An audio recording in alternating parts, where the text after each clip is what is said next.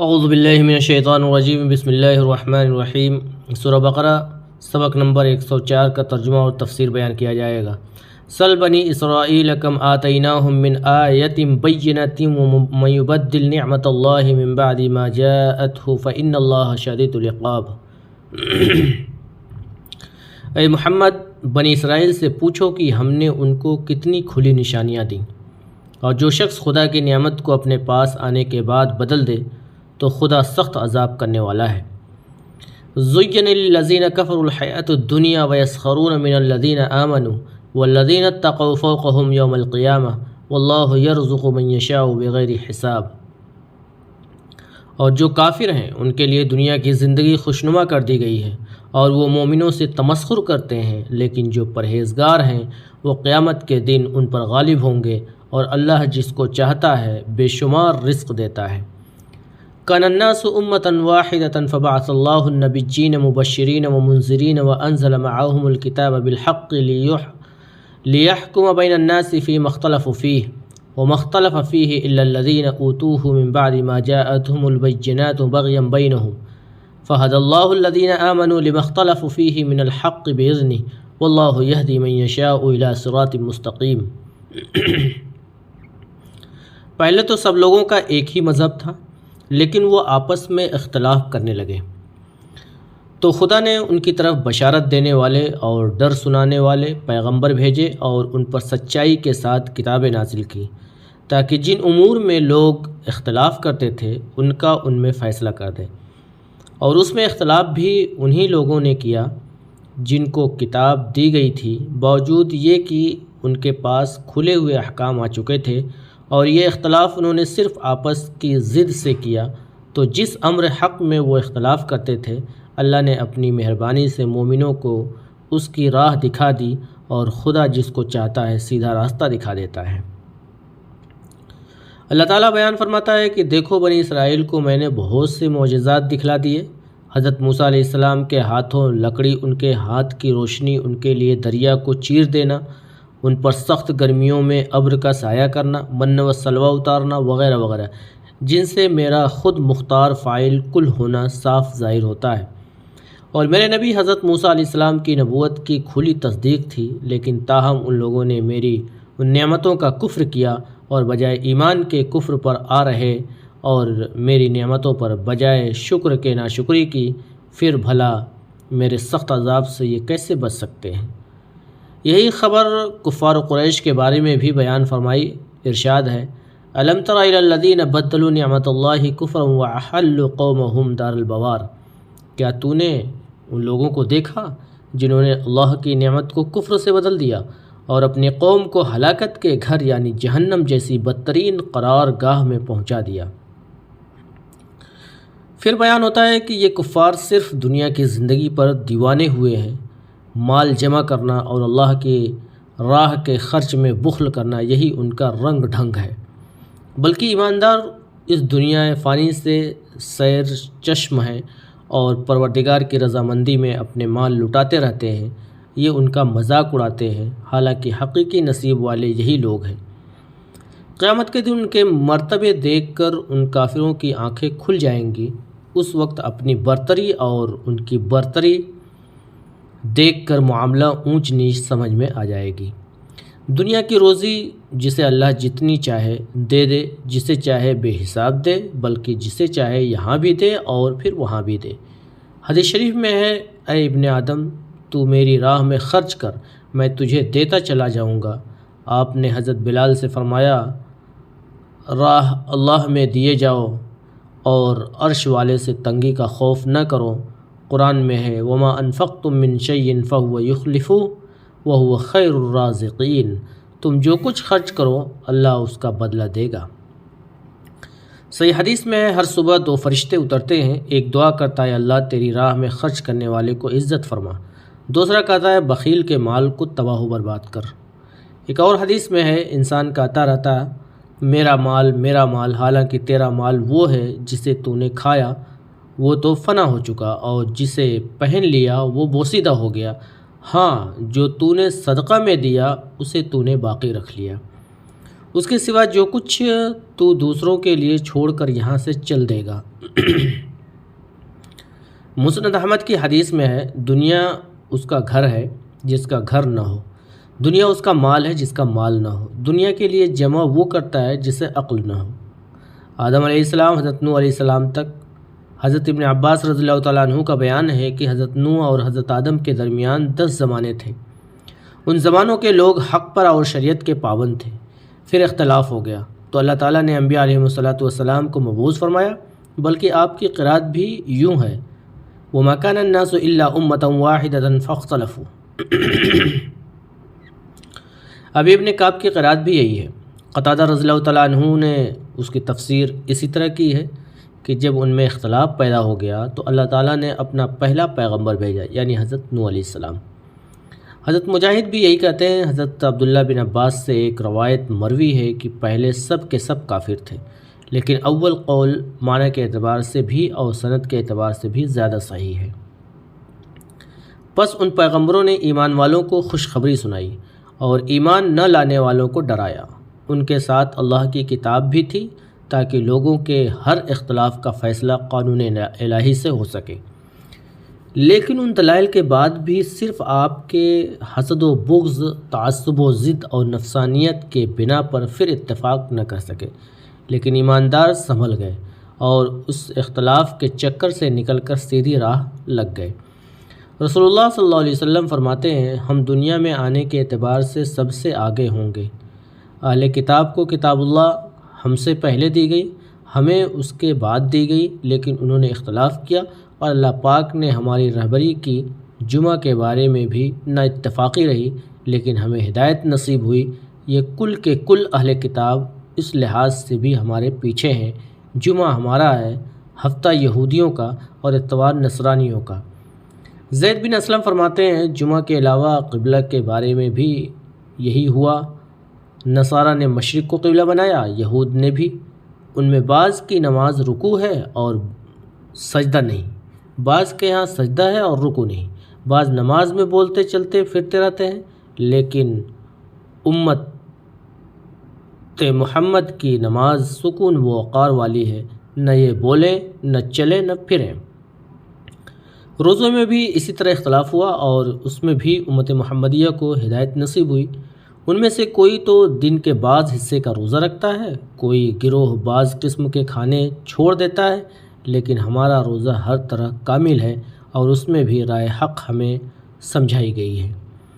اسی طرح حضرت ابراہیم علیہ السلام کے بارے میں یہود نے کہا کہ وہ یہودی تھے، نصرانیوں نے انہیں نصارہ کہا، لیکن دراصل وہ صرف مسلمان تھے۔ پس اس بارے میں بھی ہماری رہبری کی گئی اور خلیل اللہ کی نسبت صحیح خیال تک ہم پہنچا دیے گئے۔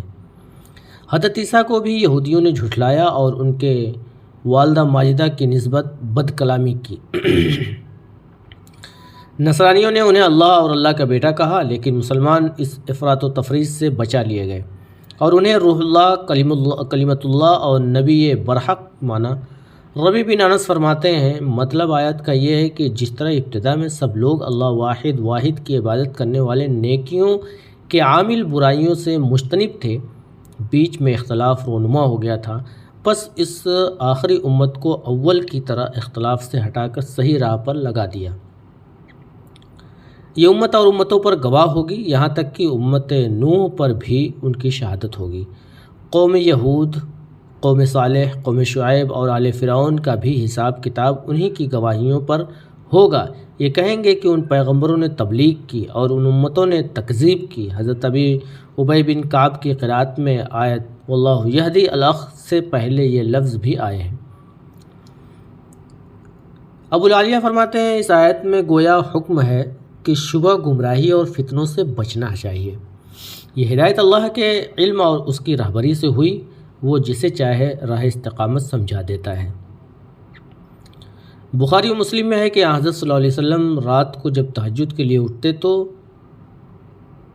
یہ دعا پڑھتے تھے، یعنی اے اللہ، اے جبریل و میکائیل اور اسرافیل کے اللہ عز و جل، اے آسمانوں اور زمینوں کے پیدا کرنے والے رب العالمین، اے چھپے کھلے کے جاننے والے اللہ جل شانہ، تو ہی اپنے بندوں کے آپس کے اختلافات کا فیصلہ کرتا ہے۔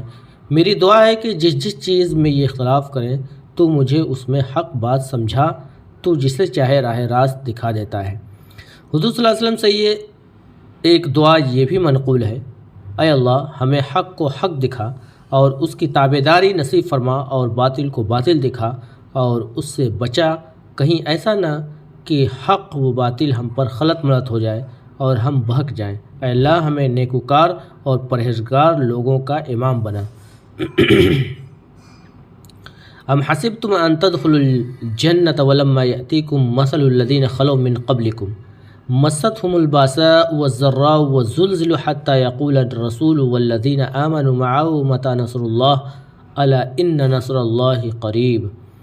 کیا تم یہ خیال کرتے ہو کہ یوں ہی بہشت میں داخل ہو جاؤ گے، اور ابھی تم کو پہلے لوگوں کی سی مشکلیں تو پیش آئی ہی نہیں، ان کو بڑی بڑی سختیاں اور تکلیفیں پہنچی اور وہ صعوبتوں میں ہلا ہلا دیے گئے، یہاں تک کہ پیغمبر اور مومن لوگ جو ان کے ساتھ تھے سب پکار اٹھے کہ کب اللہ کی مدد آئے گی۔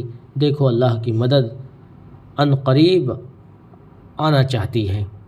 یسألونک ماذا ينفقون قل ما انفقتم من خیر فللوالدین والاقربین والیتامى والمساکین وابن السبیل وما تفعلوا من خیر فإن اللہ به علیم۔ اے محمد صلی اللہ علیہ وسلم، لوگ تم سے پوچھتے ہیں کہ خدا کی راہ میں کس طرح کا مال خرچ کریں گے۔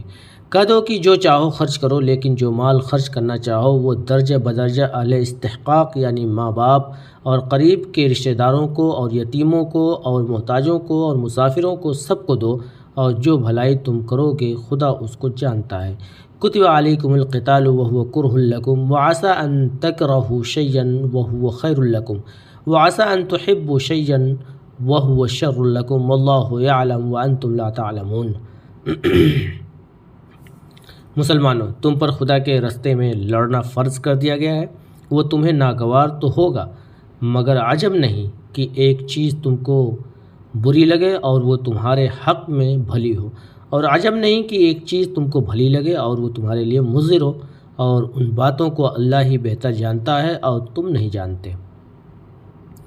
مطلب یہ ہے کہ آزمائش اور امتحان سے پہلے جنت کی آرزوئیں ٹھیک نہیں۔ اگلی امتوں کا بھی امتحان لیا گیا، انہیں بھی بیماریاں مصیبتیں پہنچی، ان پر دشمنوں کا خوف اس قدر طاری ہوا کہ کانپنے لگے۔ ان تمام سخت امتحانوں میں وہ کامیاب ہوئے اور جنت کے وارث بنے۔ صحیح حدیث میں ہے کہ ایک مرتبہ حضرت خباب بن ارت رضی اللہ تعالیٰ عنہ نے کہا، یا رسول اللہ صلی اللہ علیہ وسلم، آپ ہماری امداد کی دعا نہیں کرتے؟ آپ صلی اللہ علیہ وسلم نے فرمایا، بس ابھی سے گھبرا اٹھے، سنو تم سے اگلے موحدوں کو پکڑ کر ان کے سروں پر آرے رکھ دیے گئے اور چیر کر ٹھیک 2 ٹکڑے کر دیے جاتے تھے، لیکن تاہم وہ توحید و سنت سے نہ ہٹتے تھے۔ لوہے کی کنگھیوں سے ان کی گوشت پوست نوچے جاتے تھے، لیکن وہ اللہ تعالیٰ کے دین کو نہیں چھوڑتے تھے۔ قسم اللہ کی، اس میرے دین کو تو میرا رب اس قدر پورا کرے گا کہ بلا خوف و خطر صنعاء سے حضر موت تک سوار تنہا سفر کرنے لگے گا، اسے سوائے اللہ کے کسی کا خوف نہ ہوگا۔ البتہ دل میں یہ خیال ہونا اور بات ہے کہ کہیں میری بکریوں پر بھیڑیاں نہ پڑے، لیکن افسوس تم جلدی کرتے ہو۔ قرآن میں ٹھیک یہی مضمون دوسری جگہ ان الفاظ میں بیان ہوا ہے، احسب الناس ان یترکوا ان یقولوا آمنا وہم لا یفتنون۔ کیا لوگوں نے یہ سمجھ رکھا ہے کہ وہ محض ایمان کے اقرار سے ہی چھوڑ دیے جائیں گے اور ان کی آزمائش نہ ہوگی؟ ہم نے تو اگلوں کی بھی آزمائش کی، سچوں کو اور جھوٹوں کو یقیناً ہم نکھار کر رکھیں گے۔ چنانچہ اسی طرح صحابہ کرام رضی اللہ تعالیٰ عنہ اجمعین کی پوری آزمائش ہوئی، یوم الاحزاب کو یعنی جنگ خندق میں ہوئی، جیسے خود قرآن پاک نے اس کا نقشہ کھینچا ہے۔ فرمان ہے، اذ جاءکم من فوقکم ومن اسفل منکم واذ زاغت الابصار وبلغت القلوب الحناجر وتظنون باللہ الظنونا، یعنی جب کہ کافروں نے تمہیں اوپر نیچے سے گھیر لیا، جب کہ آنکھیں پتھرا گئی اور دل حلقوم تک آ گئے اور اللہ تعالیٰ کے ساتھ گمان ہونے لگے، اس جگہ مومنوں کی پوری آزمائش ہو گئی اور وہ خوب جھنجھوڑ دیے گئے، جبکہ منافق اور ڈھل مل دھلم الیقین لوگ کہنے لگے کہ اللہ رسول کے وعدے تو غرور کے ہی تھے۔ ہرقل نے جب ابو سفیان سے ان کے کفر کی حالت میں پوچھا تھا کہ تمہاری کوئی لڑائی بھی اس دعوے دار نبوت سے ہوئی ہے؟ ابو سفیان نے کہا ہاں۔ پوچھا پھر کیا رنگ رہا؟ کہا کبھی ہم غالب رہے کبھی وہ غالب رہے۔ تو ہرقل نے کہا انبیاء کی آزمائش اسی طرح ہوتی رہتی ہے، لیکن انجام کار کھلا غلبہ انہی کا ہوتا ہے۔ مثل کے معنی طریقے کے ہیں، جیسے اور جگہ ہے وہ مضى مثل الاولین۔ اگلے مومنوں نے مع نبیوں کے ایسے وقت میں اللہ تعالیٰ کی مدد طلب کی اور سخت اور تنگی سے نجات چاہی، جنہیں جواب ملا کہ اللہ تعالیٰ کی امداد بہت ہی نزدیک ہے، جسے اور جگہ ہے فَإِنَّ مَعَ الْعُسْرِ يُسْرًا إِنَّ مَعَ الْعُسْرِ يُسْرًا۔ یقیناً سختی کے ساتھ آسانی ہے، برائی کے ساتھ بھلائی ہے۔ ایک حدیث میں ہے کہ بندے جب نا امید ہونے لگتے ہیں تو اللہ تعالیٰ تعجب کرتا ہے کہ میری فریاد رسی تو آ پہنچنے کو ہے اور یہ نا امید ہوتا ہے، بس اللہ تعالیٰ ان کی عجلت اور اپنی رحمت کے قرب پر ہنس دیتا ہے۔ مقاتل فرماتے ہیں یہ آیت نفلی خیرات کے بارے میں ہے۔ صدی کہتے ہیں اس آیت زکوٰۃ نے منسوخ کر دیا، لیکن یہ قول ذرا غور طلب ہے۔ مطلب آیت کا یہ ہے کہ اے نبی، لوگ تم سے سوال کرتے ہیں کہ وہ کس طرح خرچ کریں، تم انہیں کہہ دو کہ ان لوگوں سے سلوک کریں جن کا بیان ہوا۔ حدیث میں ہے کہ اپنی ماں سے سلوک کر، اور اپنے باپ اور اپنی بہن سے اور اپنے بھائی سے، پھر اور قریبی لوگوں سے۔ یہ حدیث بیان فرما کر حضرت میمون بن مہران نے اس آیت کی تلاوت کیا اور فرمایا یہ ہیں جن کے ساتھ مالی سلوک کیا جائے اور ان پر مال خرچ کیا جائے، نہ کہ تبتلوں، باجوں، تصویروں اور دیواروں پر کپڑا چسپاں کرنے میں۔ پھر ارشاد ہوتا ہے تم جو بھی نیک کام کرو اس کا علم اللہ تعالیٰ کو ہے اور وہ اس پر بہترین بدلہ عطا فرمائے گا، وہ ذرے برابر بھی ظلم نہیں کرتا۔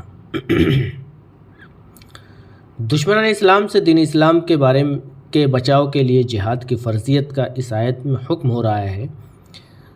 زہری فرماتے ہیں جہاد ہر شخص پر فرض ہے، خواہ لڑائی میں نکلے خواہ بیٹھا رہے، سب کا فرض ہے کہ جب ان سے مدد طلب کی جائے تو وہ امداد کریں، جب ان سے فریاد کی جائے یہ فریاد رسی کریں، جب انہیں میدان میں بلایا جائے یہ نکل کھڑے ہوں۔ صحیح حدیث شریف میں جو شخص مر جائے اور اس نے نہ تو جہاد کیا نہ اپنے دل میں جہاد کی بات چیت کی، وہ جاہلیت کی موت مرے گا۔ اور حدیث میں فتح مکہ کے بعد ہجرت تو نہیں رہی، لیکن جہاد اور نیت موجود ہے، اور جب تم سے جہاد کے لیے نکلنے کو کہا جائے تو نکل کھڑے ہو۔ یہ حکم آپ نے مکہ کی فتح کے دن فرمایا تھا۔ پھر فرمایا ہے حکم جہاد گو تم پر بھاری پڑے گا اور اس میں تمہیں مشقت اور تکلیف نظر آئے گی، ممکن ہے قتل بھی کیے جاؤ، ممکن ہے زخمی ہو جاؤ، پھر سفر کی تکلیف، دشمنوں کی یورش کا مقابلہ ہو، لیکن سمجھو تو ممکن ہے تم برا جانو اور ہو تمہارے لیے اچھا، کیونکہ اسی سے تمہارا غلبہ اور دشمن کی پامالی ہے۔ ان کے مال، ان کے ملک، بلکہ ان کے بال بچے تک بھی تمہارے قدموں میں گر پڑیں گے، اور یہ بھی ہو سکتا ہے کہ تم کسی چیز کو اپنے لیے اچھا جانو اور وہ ہی تمہارے لیے برا ہو۔ عموماً ایسا ہوتا ہے کہ انسان ایک چیز کو چاہتا ہے لیکن فی الواقع نہ اس میں مصلحت ہوتی ہے نہ خیر و برکت۔ اسی طرح گو تم جہاد نہ کرنے میں اچھائی سمجھو، دراصل وہ تمہارے لیے زبردست برائی ہے، کیونکہ اس سے دشمن تم پر غالب آ جائے گا اور دنیا میں قدم ٹکانے کو بھی تمہیں جگہ نہ ملے گی۔ تمام کاموں کے انجام کا علم محض پروردگار عالم ہی کو ہے۔ وہ جانتا ہے کہ کون سا کام تمہارے لیے انجام کے لحاظ سے اچھا ہے اور کون سا برا ہے۔ وہ اسی کام کا حکم دیتا ہے جس میں تمہارے لیے دونوں جہان کی بہتری ہو۔ تم اس کے احکام دل و جان سے قبول کر لیا کرو اور اس کے ہر حکم کو کشادہ پیشانی سے مان لیا کرو، اسی میں تمہاری بھلائی اور عمدگی ہے۔ یسألونک عن الشہر الحرام قتال فیہ قل قتال فیہ کبیر وصد عن سبیل اللہ وکفر بہ والمسجد الحرام واخراج اہلہ منہ اکبر عند اللہ والفتنة اکبر من قتل ولا يزالون يقاتلونكم حتى يردوكم عن دينكم ان استطاعوا ومن یرتد منکم عن دینہ فیمت وهو کافر فاولئک حبطت اعمالهم فی الدنیا والآخرہ واولئک اصحاب النار ہم فیہا خالدون۔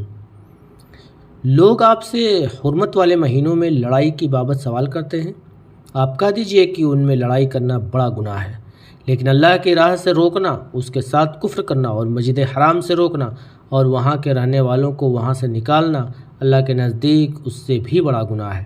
یہ فتنہ قتل سے بھی بڑا گناہ ہے۔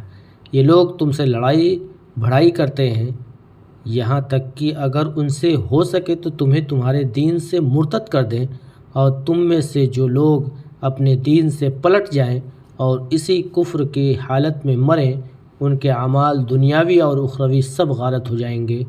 یہ لوگ جہنمی ہوں گے اور ہمیشہ ہمیشہ جہنم میں ہی رہیں گے۔ رسول اللہ صلی اللہ علیہ وسلم نے ایک جماعت کو بھیجا اور اس کا امیر حضرت ابو عبیدہ بن جراح رضی اللہ تعالیٰ عنہ کو بنایا۔ جب وہ جانے لگے تو حضور صلی اللہ علیہ وسلم سے جدائی کے صدمے سے رو دیے۔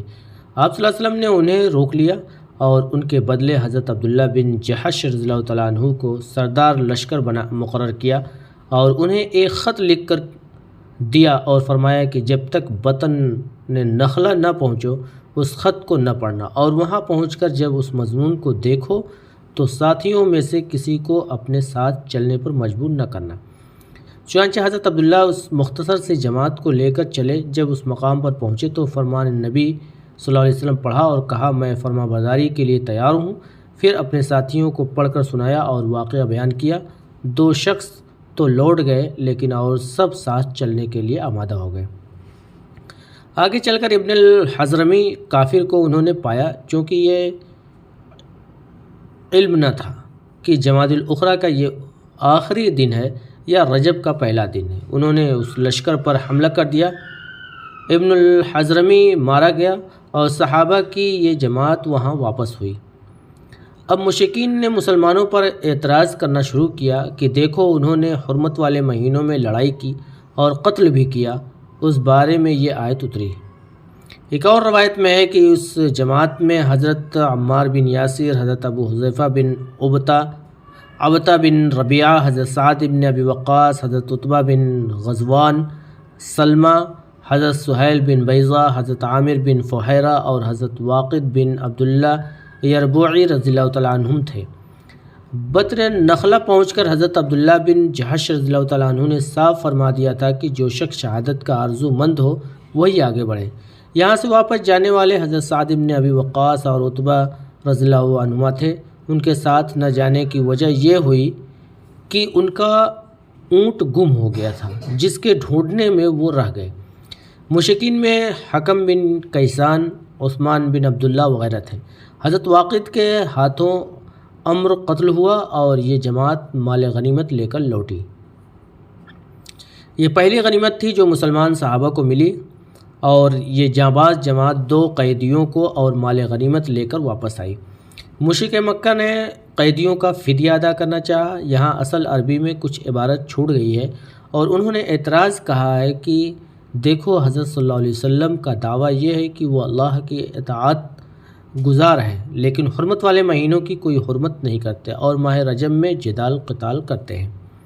مسلمان کہتے تھے کہ ہم نے رجب میں قتل نہیں کیا بلکہ جمادی الاخری میں لڑائی ہوئی ہے۔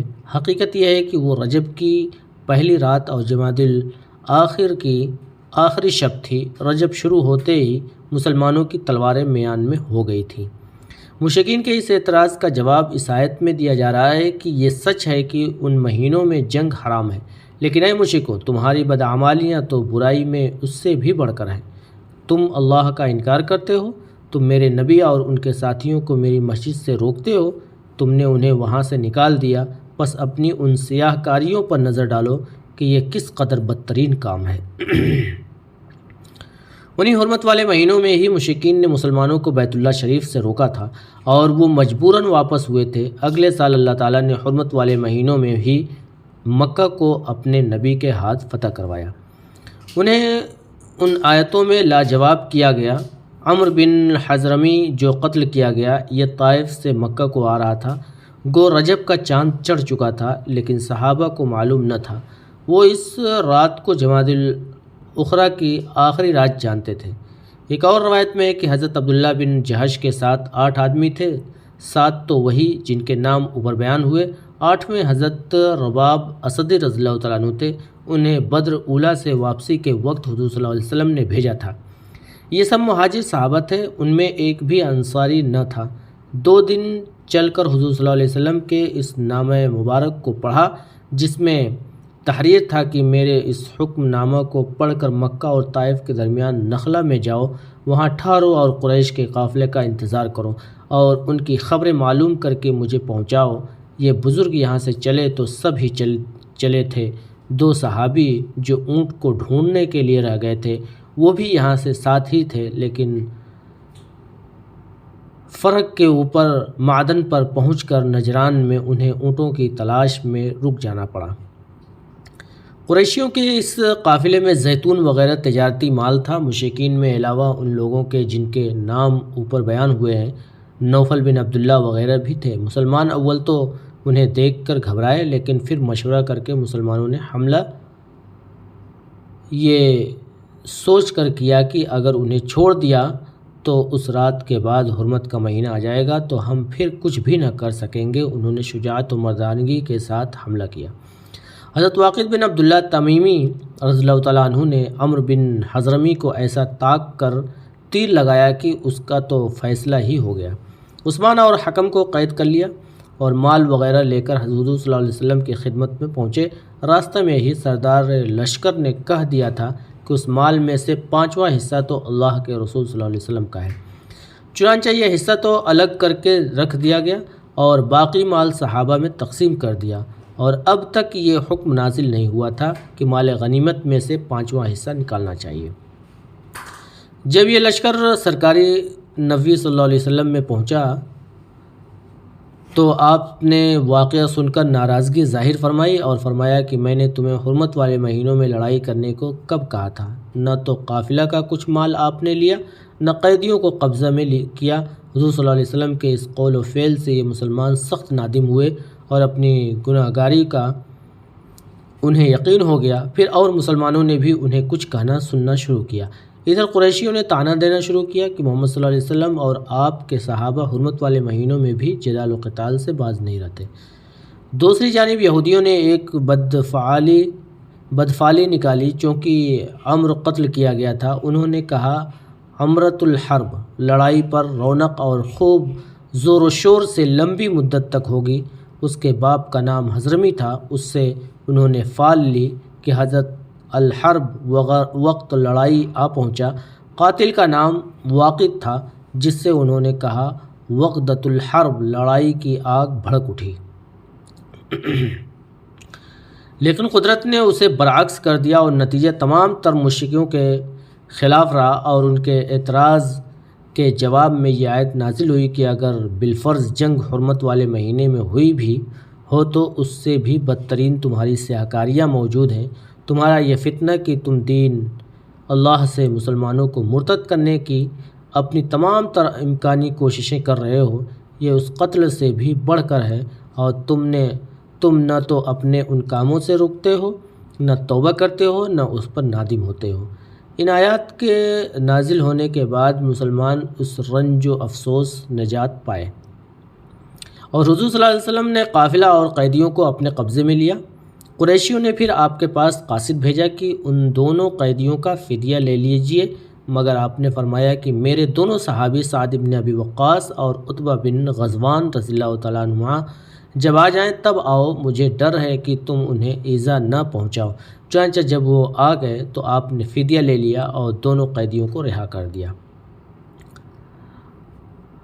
عثمان بن عبداللہ مکہ واپس گیا اور وہیں کفر میں ہی مرا، اور ان غازیوں کو یہ آیت سن کر بڑی خوشی حاصل ہوئی، اور حضور صلی اللہ علیہ وسلم کی ناراضگی کی وجہ سے حرمت والے مہینے کی بے ادبی کے سبب سے دوسرے صحابی کی چشمک کی بنا پر کفار کے طعنہ کے باعث جو رنج و غم ان کے دلوں پر تھا سب دور ہو گیا۔ لیکن اب یہ فکر پڑی کہ ہمیں اخروی اجر بھی ملے گا یا نہیں، ہم غازیوں میں بھی شمار ہوں گے یا نہیں۔ جب حضور صلی اللہ علیہ وسلم سے یہ سوال کیے گئے تو اس کے جواب میں یہ آیت الذین آمنوا نازل ہوئی اور ان کی بڑی امیدیں بندھ گئی رضی اللہ عنہم اجمعین۔ اسلام اور کفر کے مقابلے میں کافروں میں سب سے پہلے یہی ابن الحضرمی مارا گیا۔ کفار کا وفد حضور صلی اللہ علیہ وسلم کی خدمت میں حاضر ہوا اور سوال کیا کہ کیا حرمت والے مہینے میں قتل کرنا جائز ہے، اور اس پر یہ آیت یسألونک الاخ نازل ہوئی۔ یہی مال غنیمت تھا جو سب سے پہلے مسلمانوں کے ہاتھ لگا، اور سب سے پہلے 5واں حصہ حضرت عبداللہ بن جہش نے ہی نکالا، جو اسلام میں باقی رہا، اور حکم الہی بھی اس طرح نازل ہوا، اور یہی 2 قیدی تھے جو سب سے پہلے مسلمانوں کے ہاتھوں اسیر ہوئے۔ اس واقعہ کو ایک نظم میں بھی ادا کیا گیا ہے۔ بعض تو کہتے ہیں کہ یہ اشعار حضرت ابوبکر صدیق رضی اللہ تعالیٰ عنہ کے ہیں، لیکن یہ بھی کہا گیا ہے کہ یہ اشعار عبداللہ بن جہش کے ہیں جو اس مختصر سے لشکر کے سردار تھے، اللہ ان سے خوش ہو۔